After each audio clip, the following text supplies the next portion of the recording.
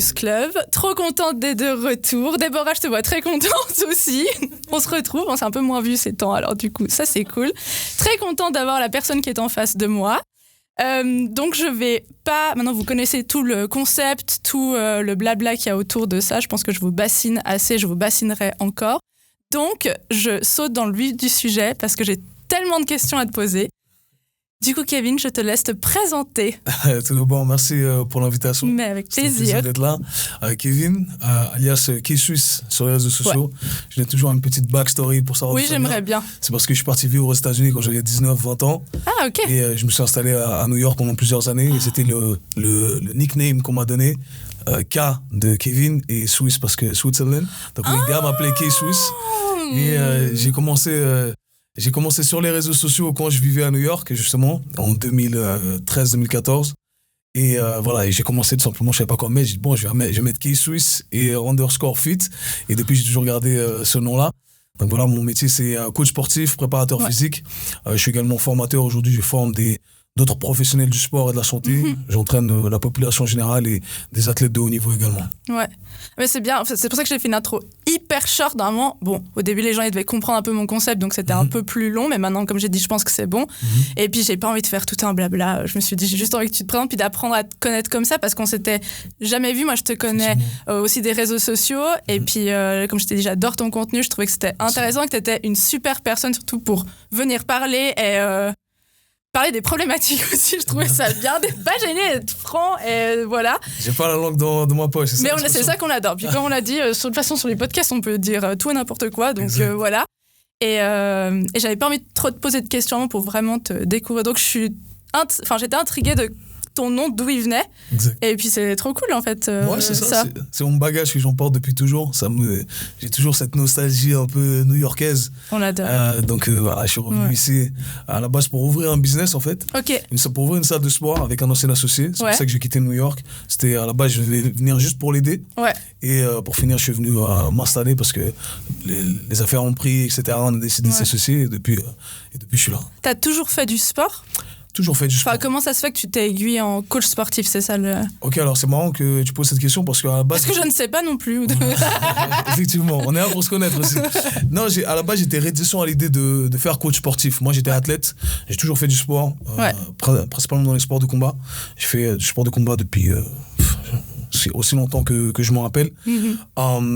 Et j'ai évolué là-dedans et à un moment, quand j'étais à New York, j'ai décidé de switcher dans du côté professionnel. Okay. Malgré le fait que je voulais pas le faire au début parce que j'étais réticent à cette idée de tomber dans ce cliché en fait. J'ai un peu la dégaine du coach sportif de base qui allez let's go, on fait des répétitions en plus. Et moi j'ai toujours... Quand on utilise le mot répétition, déjà on sait qu'on a affaire à un coach sportif. Voilà. Mais si tu veux, je voulais pas alimenter un peu ce cliché. J'aime pas tomber dans les clichés. Et j'ai rencontré mon mentor à New York qui s'appelle AB. Je lui fais toujours un shout-out. Shout-out à mon gars AB, I love you dog. À chaque podcast, je crois, je l'ai dédicacé parce que, en fait, il m'a amené cet amour pour notre métier. Il m'a montré un côté un peu plus intellectuel que j'ai apprécié, qui m'a permis de valoriser ce métier. Ouais. Et ce qui m'a sorti un peu de cette idée du coach sportif qui est que là pour crier, motiver, etc. Ouais. Et j'ai commencé à apprécier vraiment le côté intellectuel qu'il y avait derrière, la science qu'il y avait derrière, et le fait qu'on pouvait vraiment changer la vie des gens au-delà de simplement le côté esthétique des choses. Ouais, de l'extérieur, tu vois, c'est exactement, si on devait te résumer, comment moi je te vois et comment je t'aurais décrit, c'était pas que coach sportif, mais c'était tout ça, c'est la motivation, inspiration d'expliquer pourquoi, je trouve aussi, des fois les gens ils disent pas pourquoi tu fais faux, tu vois, ils disent juste qu'est-ce qu'il faut faire, mais on dit jamais qu'est-ce qu'on fait faux. Et du coup ça je trouvais trop intéressant. J'apprécie que tu me dises ça parce que c'est ce que j'ai toujours détesté en fait du parcours académique de manière générale, tu vois. On te dit c'est comme ça parce que... c'est vraiment ça. Et puis d'ailleurs, tu vois, c'est comme quoi le thème est bien trouvé parce que on s'est concerté comme avant, comme toujours je fais avec les gens, mais moi, ça parlait de clichés et d'un petit peu on a relevé les erreurs que font les gens et moi, c'est ça dont j'aimerais parler aujourd'hui. Du coup, ma première question, on en parlait un petit peu avant, je vais prendre mon exemple d'aller au fitness. D'ailleurs, en fait, avant, est-ce que toi, tes clients, on va dire, ou les gens que tu entraînes, c'est forcément des gens qui font du fitness ou est-ce que tu vas interagir avec d'autres sports ? Enfin, tu vois ce que je veux dire ? Tu vas aller je sais pas, d'un rugbyman. J'ai quoi avec le truc, le rugby, hein, ça fait 3 épisodes que je parle de rugby, donnez-moi un autre sport, l'aviron. Et puis, est-ce que tu vas aller plus proche de son sport à lui, ou tu vas vraiment le coacher dans sa condition physique dans une salle de sport? Tu vois ce que je veux dire un peu? Oui, tu me demandes si je vais être spécifique au sport de l'athlète. Ouais, exactement. Dans son domaine technique. Ouais. Non, pas du tout. Justement, okay. c'est un peu mon coup de gueule que j'ai à chaque fois avec certains préparateurs physiques qui cherchent à trop être spécifiques avec les différents athlètes qu'on entraîne. Il faut savoir que nous, en tant que préparateur physique, en fait, il faut dissocier le préparateur physique du coach technique. Le préparateur physique cherche à développer des qualités physiques. Ces qualités physiques qui sont globales, et une fois qu'elles sont développées, elles peuvent être filtrées et utilisées dans la pratique technique, donc dans le sport en question. Ouais. Et en fait, mon travail à moi, c'est de développer ces qualités physiques avec un aspect un peu plus global. Alors, il y a toujours la spécificité, mais la spécificité ne se résume pas à mimer le sport en question, tu vois, ou rentrer à 100% dans le sport en question. La spécificité va avoir lieu plutôt au niveau de l'athlète, de l'individu en soi. Tu vois. Et c'est vraiment comme ça que moi, je vois cette science de la préparation physique. Mais comme je t'ai dit, j'entraîne également monsieur, madame, tout le monde, donc des gens qui n'ont pas forcément de notion de quoi que ce soit en termes de fitness, tu vois. Donc j'ai ces deux populations vraiment. Trop bien. Du coup, moi j'avais noté, est-ce que quand tu vas t'entraîner, est-ce que ça va forcément être douloureux? Dans les clichés, tu vois, moi j'ai un peu, si t'as pas mal, si t'es pas dans l'intensité, tu travailles pas. Alors, est-ce que... je vais retourner une question pour que je sois un peu plus précis. Oui, bien sûr, fais seulement. En leur importance, est-ce que tu fais référence à l'intensité ou plutôt le ressenti post-entraînement, c'est-à-dire le lendemain de l'entraînement, tu vas te sentir courbaturé, etc. Ah ouais. C'est ça? Non, plutôt pendant. Tu vois, des fois, moi, je vais faire un exercice, puis je me dis, bon, alors après, de toute façon, tu dis, c'est peut-être trop facile, je dois augmenter la charge ou comme ça. Attends, on voit que je vais au fitness, hein, j'utilise des termes. C'est pour les pros ici. Putain, j'avais dit dans l'épisode 2, je vais me remettre au fitness. Et ça, l'autre jour, j'ai dit, il y a quelqu'un qui m'a appelé, puis j'ai dit, ouais, je suis à la salle. Et là, j'ai dit, non, mais alors, ça, c'est vraiment, je suis à la salle, quoi. Donc, quand le pire, c'est que j'adore ça. Donc, je me suis perdue dans ce que je disais. Oui, pendant, je me disais, ça me fait pas mal, enfin, je peux supporter plus. Mais est-ce que je travaille quand même, ou vraiment, t'es obligé d'être un peu dans la douleur pour que tu travailles, tu vois? Alors, encore une fois, je suis un peu chiant avec les mots parce que ils ont l'importance, mais le terme mal et douleur, il y a une connotation négative. Oui. Et on n'a jamais envie d'avoir mal et on n'a jamais envie de travailler dans la douleur. Donc si tu as une douleur au genou, par exemple, et tu dis je vais quand même muscler mes jambes et je vais pousser dans la douleur, ça c'est un non. Okay? Maintenant, est-ce que tu dois y mettre de l'intensité ici, on va vulgariser le tout en disant qu'on veut y mettre de l'effort jusqu'au point où on sent qu'on ne peut pas faire plus de répétitions. Eh bien oui, la réponse est oui, c'est nécessaire. Parce qu'en fait, ton corps, c'est un espèce d'engin qui est paresseux. Le but de ton corps, c'est juste de survivre, de sauvegarder un maximum d'énergie. Et il veut que s'adapter, ton corps, si tu le forces à s'adapter. Donc tu dois le sortir de sa zone de confort. Le seul moyen de sortir de sa zone de confort, c'est d'envoyer cette stimulation, ce signal où il dit, là, je peux pas faire plus, tu vois. Donc, si tu, pour parler, vu que t'es une connaisseuse maintenant. Oui, bien sûr. Tu vas faire des exercices à la salle et puis tu te dis, tu finis ta série, t'as fait 10 répétitions. Mais en vrai, t'aurais pu en faire 18. Tu t'es arrêté à 10, mais t'avais encore 8 répétitions en réserve. Et bien là, t'as pas stimulé ton corps, t'es resté dans ta zone de confort. C'est-à-dire que t'as pas envoyé le signal à ton corps pour lui dire j'ai envie que tu me donnes plus de X ou Y. J'ai envie que tu construises plus de ce muscle-là, que tu me construises plus de cette capacité cardiovasculaire, peu importe ce que c'est. Tu comprends? Donc il faut vraiment il faut fournir l'effort nécessaire pour pouvoir atteindre les résultats souhaités. Donc ça, c'est très, très, très important. Maintenant, dans le jargon, ici, quand on utilise le terme intensité, on fait référence à la charge. Ah, ok, d'accord. Tu vois, donc c'est là où, encore une fois, les mots sont un peu complexes. C'était mon côté de danseuse, l'intensité, tu vois, du mouvement, c'était plus dans ça, peut-être. Mais conceptuellement, c'est à peu près la même chose.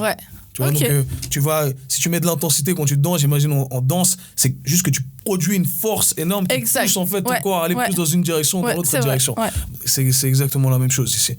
Donc tu dois utiliser une intensité, je dirais, en termes de charge, qui est appropriée pour ton niveau d'expérience, mais avec cette intensité choisie, tu dois fournir l'effort maximal pour créer cette situation où ton corps est dans cet inconfort pour recevoir ce signal qui va te permettre de créer plus. Donc c'est différent de ce que je pensais. D'ailleurs, je sors peut-être un peu du truc, mais c'était une question à laquelle je m'étais posée. Est-ce que tu as meilleur temps dans les circuits, on place encore un petit mot, de faire, quand tu parlais de répétition, de faire 3 fois la même chose, ou de faire, parce qu'en fait le coach que j'avais, mais tu sais, c'est les coachs de fitness qui te donnent une fois des exercices, puis voilà, il disait si la machine est occupée, tu fais tout une répétition, mais après tu refais le tour 2 fois, tu vois, de toutes les machines. T'as meilleur temps de faire ça ou de rester à la même machine, faire toutes tes répétitions, ça c'est fini, tu changes de machine. Ce que tu dis, c'est de coupler plusieurs exercices, ou alors de faire un exercice, toutes les séries sur un exercice, et ensuite il n'y a pas de règle absolue, c'est plutôt une question de préférence et de plusieurs variables qui peuvent être... Ça ne change pas le résultat. Non, le résultat qui va changer, c'est si vraiment tu n'as pas l'endurance nécessaire pour pouvoir enchaîner des exercices, ça demande une certaine capacité cardiovasculaire. Tu vois, donc si tu vois qu'à la fin du premier exercice, tu es tellement essoufflé et tu passes au deuxième, en fait, ce qui te limite, c'est ta capacité à récupérer ton souffle. Eh bien, tu vas pas pouvoir maximiser l'exercice de musculation du deuxième exercice. Donc, mais si tu as un cardio qui est décent, eh bien, tu peux enchaîner 2 exercices. C'est ce qu'on appelle des supersets. Moi, je suis un grand fan de ça. Je travaille quasiment que avec ça parce que je trouve que c'est plus athlétique déjà de 1. Je trouve que déjà, on gagne énormément en temps. Maintenant, il faut savoir les organiser de la bonne façon. Imaginons que, je vais donner un exemple simple, le premier exercice, il vise plutôt l'avant des cuisses, le deuxième exercice, il va viser plutôt l'arrière des cuisses. Ce qui veut dire que quand tu exécutes le deuxième exercice, l'avant des cuisses est quand même en train de se reposer. Et après, tu prends ton temps de pause et là, tu repars. Donc, tu vois, t'as pas, comment dire ça, tu n'as pas porté préjudice au premier exercice. Je vois ce que tu veux dire. Donc, c'est plutôt une question d'organisation, mais moi, je suis un grand fan d'enchaîner les exercices. Maintenant, ce qui est compliqué, c'est que comme tu l'as dit, dans une salle conventionnelle, il y a plusieurs gens, la machine est occupée. Donc c'est vrai que c'était intéressant d'apprendre vraiment à maîtriser les poids libres, parce que là, t'es pas limité. C'est vrai. C'est vrai que c'est quand même tu te mets dans ton mieux coin, de faire ça. etc. Ça, c'est important. Et puis comme autre... alors, j'ai déjà appelé ça cliché, parce qu'il fallait que je fasse un peu une structure, mais est-ce que c'est équivalent de faire un long entraînement où tu te donnes un petit peu moins, ou tu peux aussi faire un entraînement très court mais intense, tu vois, parce que des fois on a tendance à se dire j'ai juste été 20 minutes, j'ai donné mon max mais j'étais juste 20 minutes alors que normalement je fais 1h15. Est-ce que tu penses que c'est bien? Est-ce que... Tu vois, le bien, pas bien, c'est toujours relatif, c'est toujours complexe parce qu'il y a tellement de variables à prendre en considération. Et c'est vrai que parfois mon discours peut être chiant parce que je vais toujours dire ça dépend. Non, mais ça dépend. Et d'ailleurs, j'ai pas fait le disclaimer du début qui dit que toutes les informations qu'il y a dans le podcast, ce que je dis, même ce que tu peux dire, ça dépend de chaque personne. Mon but, c'est de mettre des gens en avant comme toi. Et je suis juste un médiateur dans le sens où moi, je veux juste que les gens viennent vers moi me dire « Ah, c'était déjà qui avec qui t'as parlé de conditions physiques ? Ah ben, c'est Kevin, tiens, son contact, c'est ça, va. » Et puis, on peut donner des informations générales, mais au final, on est tous différents, on est tous uniques. Donc, ce qui peut marcher pour moi ne peut ne pas marcher pour Déborah ou pour toi. Donc voilà, ça, c'est très important. Donc, tu peux bien le dire 50 fois que ça dépend. Il n'y a pas de souci. Effectivement. Mais pour répondre à ta question, si le temps nous le permet et qu'on peut faire un entraînement d'1h15 dans la semaine et qu'il est très bien organisé, encore une fois, tout est une question d'organisation. C'est-à-dire que si tu fais 1h15 et que sur cette 1h15, t'as, 60 minutes qui visent le même muscle un peu de la même façon, t'en as trop fait pour le même muscle, ça sert à rien. Mais si t'as un entraînement qui est bien organisé, qui crée une harmonie au niveau de la stimulation que tu vas placer sur ton corps, c'est un très bon entraînement. Maintenant, si t'as un temps qui est plus limité et que tu peux augmenter la fréquence, au lieu de le faire 3 fois dans la semaine, 1h15, et que tu fais tous les jours 25 minutes, c'est très bien également. D'ailleurs, j'aurais tendance à dire que pour la plupart des gens, ça serait plus bénéfique de le faire de cette façon-là. Au lieu de faire, par exemple, 15 séries de squat, je dirais que ce serait plus bénéfique en une séance, imaginons, de faire plusieurs séries dans la semaine. Tu vois, 3 séries, 5 fois par semaine. Pour la plupart des gens. Ouais, mais trop bien, parce que moi, souvent, quand là j'ai été, il m'a dit combien de fois tu vas venir, donc moi dans ma tête j'étais là. Moi je pense que je vais venir 4 fois par semaine, mais après j'étais là. Alors j'ai oublié que t'as la danse déjà 3 fois par semaine, que c'est trop compliqué. Et du coup, à chaque fois que je vais et que je fais pas 1 heure ou 1h30, je culpabilise. Alors je reste, puis d'un côté, tu sais, je suis dans ce truc de j'ai pas la force de faire plus, puis mon temps là, j'ai autre chose à faire entre parenthèses. Puis du coup, je culpabilise juste au lieu d'être contente d'avoir déjà pu faire une partie. Et puis souvent, je dis je reviens le lendemain, mais moi je voyais plus ça comme un échec entre parenthèses et que c'était jamais abouti. Donc merci de me rassurer. Non, t'inquiète. Après là, dans ton cas, ce que je ferais, c'est que j'adapterais ma programmation pour me dire, OK, ça c'est le focus, je sais que j'ai pas 1h30 à la salle, j'ai que 60 minutes, 45 minutes, et je vais m'y tenir, tu vois. Et là, comme ça, tu sais qu'au moins tu auras accompli ce que tu avais sur papier, entre guillemets. Exactement. Moi, je ferais ça. D'accord. OK, chef. Est-ce qu'il y a des clichés que tu entends, des clichés un peu tenaces qui te plaisent pas ou que tu aimerais un petit peu casser? Au niveau de l'entraînement ou de la nutrition, on sépare les deux ou on sépare les deux. Dans l'entraînement.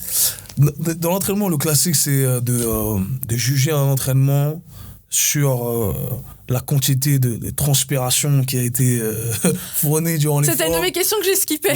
Tu vois, voilà, donc ça, à quel point on est courbaturé post-entraînement. Souvent, les gens se disent « Ah, je suis trop courbaturé, ça veut dire que c'était forcément un bon entraînement. » Ou alors, inversement, si je ne suis pas courbaturé, c'est que ce n'était pas un bon entraînement.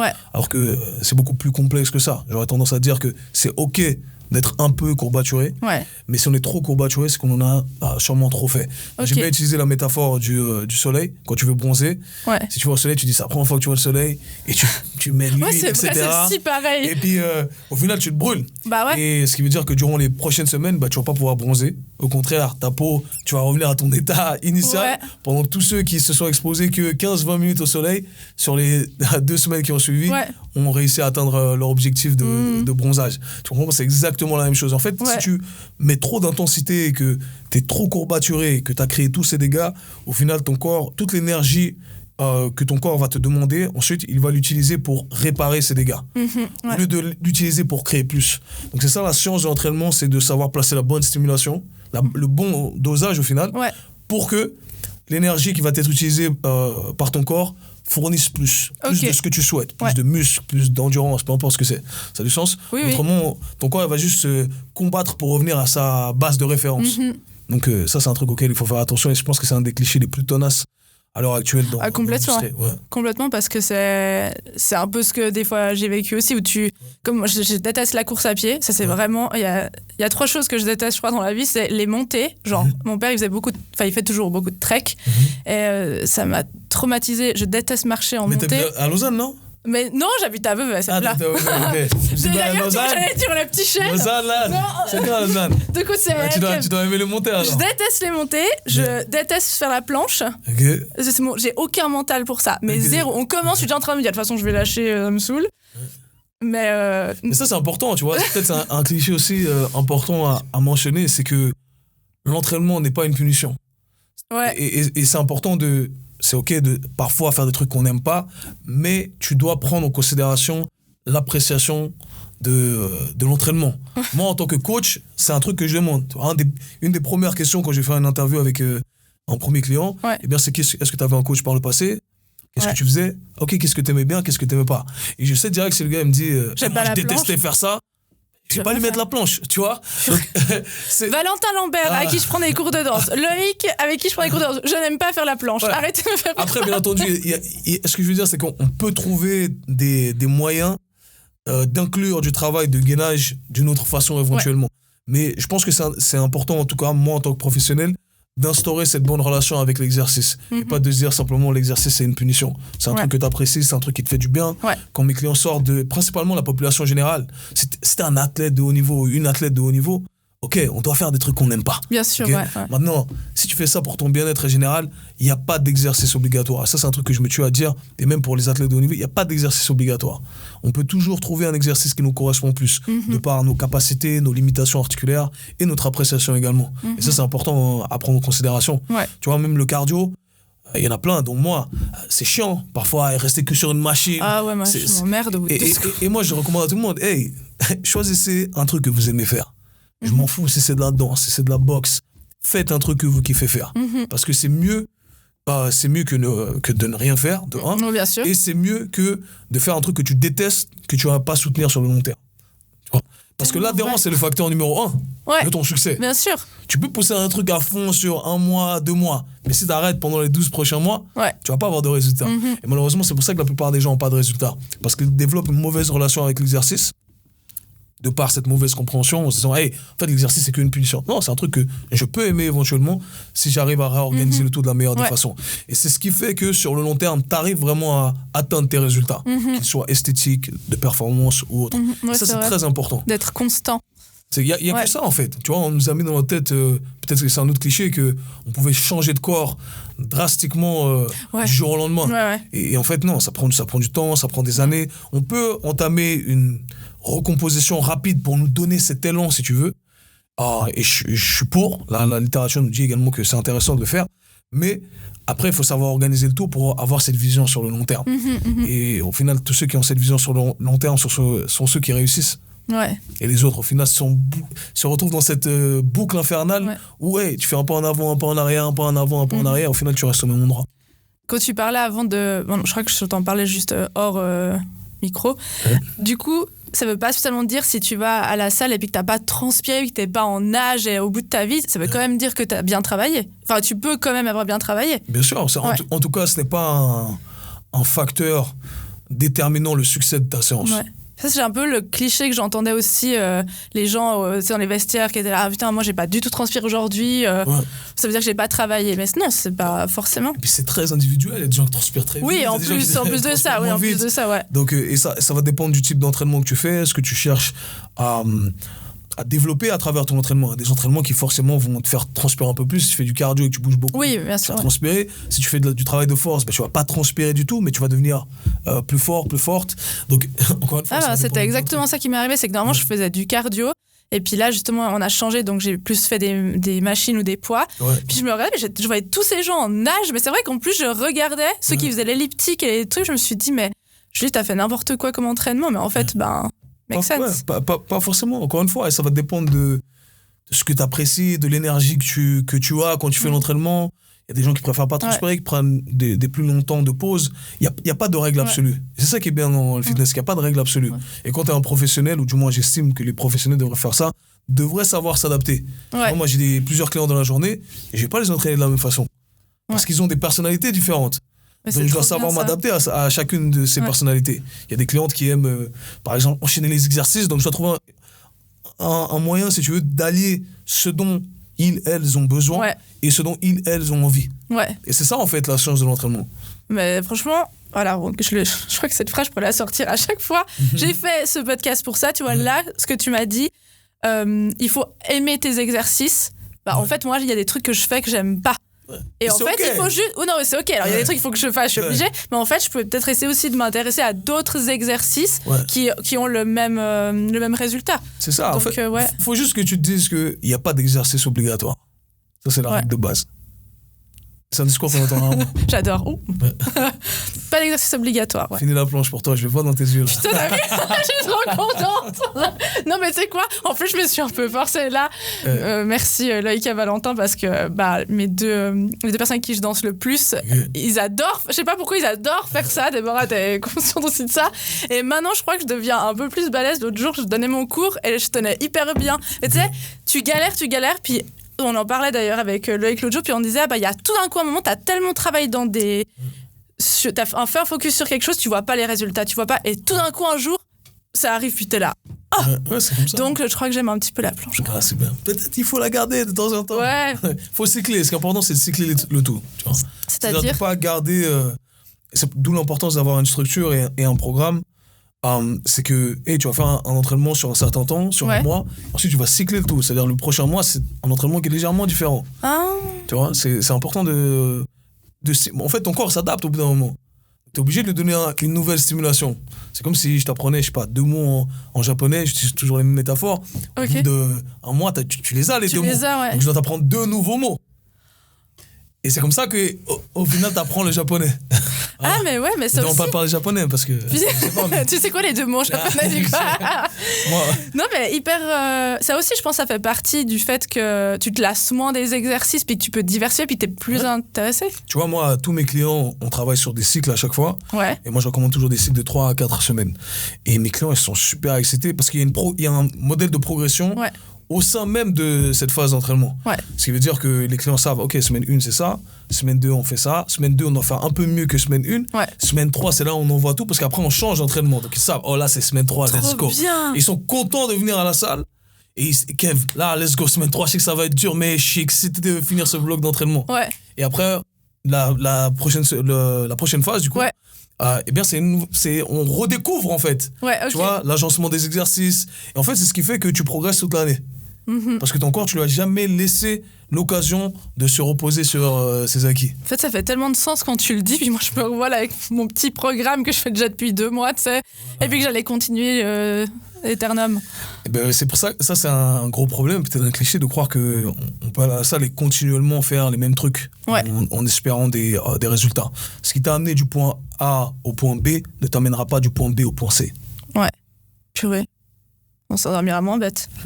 Ça, c'est une expression que j'adore dire, on s'endormira moins bête. Bah, d'ailleurs, je peux du coup changer sur la deuxième partie, j'ai appelé ça plus les erreurs qu'on peut faire. C'est quoi on parlait justement si t'as pas un programme adapté, mais si on n'a pas un Kevin dans nos vies, comment on fait et qu'est-ce que tu vois que les gens vont un petit peu malheureusement faire un peu plus faux à la salle de sport, par exemple. Tu vois ? Quelles sont les erreurs si t'es pas encadré professionnellement que tu vois le plus ? Bon, l'erreur souvent c'est de vouloir éviter complètement la partie musculation parce qu'on a un peu d'appréhension, qu'on finit par faire que du cardio. Or, il y a énormément de bénéfices, je dirais même plus de bénéfices pour la plupart des gens à faire cette partie résistance, donc musculation. Maintenant, c'est vrai que ça demande une certaine acquisition de technique, si on veut. Donc, c'est toujours mieux d'être encadré. Là, j'aurais tendance à dire, hey, utiliser des machines au début, c'est guidé, ça aide, juste pour comprendre les mouvements. Et comme tout, tu vois, il faut, si c'est un truc que tu fais plusieurs fois dans la semaine, si tu peux pas avoir un professionnel à tes côtés, essaie de dédier un peu de ton temps pour essayer de développer un peu plus de connaissances sur le sujet. Que ce soit des vidéos sur YouTube, suivre des gens. Je trouve que c'est vous pouvez suivre une chaîne, c'est super. C'est une personne qui a un podcast aussi, qui s'appelle Kevin. J'allais le dire, parce que tu as dit si vous n'avez pas Kevin dans votre vie. Mais vous pouvez l'avoir. Il est là. Il n'est pas si loin de vous. Hein. Quelques clics et il est là. Fais ta petite promo là. On fait la parenthèse promo. J'ai un podcast qui s'appelle le K-Sui Show. Donc justement, on discute de tout ça, je réponds à des questions. Donc allez checker le K-Sui Show, mes plateformes très Instagram. Intéressant. Donc K-Sui_fit. Moi et d'autres, je ne fais pas que la promotion de ce que je fais, mais encore une fois, si vous trouvez quelqu'un qui résonne avec, qui partage une certaine philosophie, qui résonne avec ce que vous faites, eh bien suivez cette personne, ça peut vous aider parce que c'est vrai qu'on ne peut pas tous payer un personal trainer ou avoir un suivi, etc. Ouais, c'est ça aussi des fois. Mais suivre un programme, moi je sais que je fais un shameless plug ici, mais je vends des programmes aussi à échelle pour pouvoir aider ces gens qui ne peuvent pas consommer directement chez moi. Mais j'essaie d'éduquer un maximum. Tu vois, moi, en tout cas, c'est la différence que j'essaie d'apporter dans l'industrie, c'est d'éduquer vraiment les gens pour qu'ils puissent comprendre ce qu'ils font. Parce que vraiment, dans le sport, si tu ne comprends pas ce que tu fais, tu ne vas pas avoir les résultats souhaités. J'ai mis exactement ça comme terme. D'ailleurs, je me suis dit, est-ce que c'est approprié comme ça dans une de mes questions, je crois que c'est pour cet épisode celui d'après, où j'ai mis comment est-ce que tu éduques les gens, tu vois, donc c'est ça. Moi, j'ai une phrase clé, et je la répète dans tous les podcasts à tous mes élèves, c'est la compréhension précède l'exécution. Tu vas comprendre ce que tu fais avant de le faire. Et malheureusement, souvent, c'est ce que tu as dit, on nous dit, hey, non, mais fais juste, fais. C'est pas comme ça que ça se passe. Non. C'est beaucoup plus complexe. Je trouve pour les abdos, c'est un exercice un peu facile et que les gens comprennent pas. Des fois, tu sais, tu fais les abdos et puis les gens ils sont comme ça, mais je me dis, les gens ils comprennent pas si tu leur expliques pas qu'est-ce qu'il faut faire, comment. Puis je trouve que moi j'ai appris à comment bien les faire. Et puis là, j'ai eu un autre prof qui a mis une nouvelle technique où on monte genre sur 8 ans, tu restes, tu redescends et c'est juste un truc de respiration où tu sens ton corps. Et en fait, les gens, ils comprennent même pas ce principe-là et c'est ça, en fait, comprendre ce qu'on est en train de faire. Exactement, ça change tout. Alors ça, c'est sûr. Ensuite, j'avais noté souvent, alors c'est pas les erreurs, mais par exemple, tu vas aller à la salle et tu vas voir quelqu'un, tu vas te comparer à quelqu'un, où ton ego va prendre le dessus pour faire la même chose que quelqu'un d'autre, tu vois, et après, tu vas faire des erreurs. Enfin, comment est-ce que tu vois ça? C'est principalement chez les hommes, ça, hein, qu'on va... pour une fois, j'allais vous demander. Pour une fois, je me voyais plus... Moi, des fois, je peux avoir un manque de confiance en moi, puis je me dis, allez, t'es capable. Donc, je vois une qui va faire un autre truc, je me dis, allez, ça, je suis aussi capable. Mais en fait, peut-être que c'est pas du tout adapté à moi. Mais parlons des hommes, vas-y, balance. Ça me fait très plaisir. Non, ce que je veux dire, c'est que les hommes, il y a ce côté égo, souvent, qui fait surface. Et j'en suis victime parfois. Hein. Fitness, c'est un enfer. Hein. Ouais, non, c'est un problème. C'est pour ça que j'ai pas fait de fitness pendant longtemps, mis à part ça. Parce que d'aller, ça, c'est un autre problème, mais d'aller à la salle de sport et d'avoir que ces gars qui sont là, comme des cinglés. Et puis, je trouve ça... Le problème d'ego, là, oui, on est sur quelque chose. Hein. Ouais, mais c'est marrant que tu dis ça parce que, tu vois, la salle aujourd'hui, moi, en tout cas, moi, c'est mon expérience et j'ai beaucoup de personnes qui sont allées en salle et qui ont cette même expérience. C'est que de l'extérieur, on voit ça comme un lieu où on a ces gars qui crient et puis on se dit que tout le monde va nous juger. Ouais. En fait, non. En fait, c'est un lieu où il y a beaucoup d'entraide. C'est-à-dire que, alors certes, t'as les gars relous qui vont essayer de te draguer, qui vont essayer de ça, mais c'est un lieu où les gens vont venir t'aider. Les gens vont venir dire, hey, je crois que je vais venir à Genève. Je crois que les fitness sont bien à Genève. Pas d'expérience. Non, mais de manière générale, c'est une expérience que tu vas. Il y aura toujours des gens cons, des gens relous. Ça, c'est. Partout où tu vas, peu importe. Bien sûr. Maintenant, en tout cas, tu vas avoir des gens qui vont être là pour t'aider, qui vont essayer de te guider. Et il y a de la bienveillance au final dans le monde du fitness de manière générale. Alors, des fois, tu dois un peu briser la glace, entamer une conversation, etc. Ou te laisser approcher. Bien entendu, tant que c'est fait dans les règles de l'art, je dirais. Mais souvent, c'est ce que tu vas retrouver dans des gens qui veulent t'aider, qui disent non, c'est ça comme ça. Et pourquoi pas, il y a des trucs à prendre. On a peut-être justement cette idée que les gens sont froids et on peut pas partager, alors personne va se parler. Alors que... Moi, j'ai vu des amitiés se créer en salle de sport, j'ai vu des couples se créer en salle de sport. C'est pas pour rien, c'est parce qu'il y a il y a cette proximité qui se crée et qui fait que ça te donne un élan, en tout cas pour la plupart des gens. Et si tu as un partenaire, une partenaire qui va à la salle avec toi, c'est une super chose de motivation. Pour beaucoup. Moi, perso, je préfère m'entraîner tout seul, mais ça regarde moi. Mais ça dépend. Moi, j'aime bien être toute seule aussi, je suis dans mon monde et puis je fais. Puis là, récemment, j'ai été avec une amie à moi, Marine, que je salue. Et du coup, on s'est dit... justement, quand j'avais mes pauses, elle faisait l'exercice comme moi. Exact. Et en fait, ça nous a tellement motivés à faire. Donc, je pense que des fois aussi, ça donne un petit coup de... C'est ça peut être intéressant. Encore une fois, si tu respectes les limites de chacun, si un exercice tu peux pas faire, l'autre peut faire, etc. Il y a toujours moyen de moyenner, comme on dit. Ouais. Donc ça, mais je sais pas si j'ai répondu à la question. Mais oui. Et puis en plus, j'avais d'autres questions, mais du coup, on les a... on a parlé. Je crois qu'en tout cas, pour cette première partie, je pense que la deuxième sera un peu plus longue encore parce que là, je voyais plein de moments où je pouvais partir dans d'autres sujets, mais j'étais là, je les garde pour après. Donc du coup, tout le monde est obligé d'écouter l'épisode d'après pour avoir la suite. En tout cas, pour ce premier épisode, je te remercie énormément. Je le dirai encore après, mais merci vraiment de ton temps d'être venu parce que t'es quelqu'un qui impose dans le game, clairement, au-delà du fitness. Et je suis très chanceuse de t'avoir. Merci pour ta confiance. Merci à toi. Donc tu peux redonner peut-être tous tes contacts pour les gens qui n'écouteraient pas l'épisode d'après que je vais juger. Mais dis-nous tout. Non, contact, vous pouvez me retrouver sur mes différentes plateformes, principalement Instagram, donc @K-Swiss_fit. Je suis sur YouTube également, Kevin Ferreira. Mon podcast s'appelle le K-Swiss Show Podcast. Et qu'est-ce que j'oublie? C'est tout. Tes formations, du coup, sont sur ton site On peut le trouver sur le site, sur le lien de ma bio Instagram. Okay. Sinon, il y a mon site, carrément, je ne me rappelle même plus. Son site, de toute façon, je mettrai tout dessous. Dans la description, voilà. C'est là où j'ai tous mes programmes, j'ai mes formations, des programmes axés sur le domaine articulaire, des programmes axés fitness plus généraux avec des thèmes bien précis. Trop bien. Et des formations pour les professionnels du sport et de la santé. Ok. Voilà. Parfait. Mais partie 2. Partie 2. Ok. Merci beaucoup et du coup, on se retrouve pour un prochain épisode. Ciao!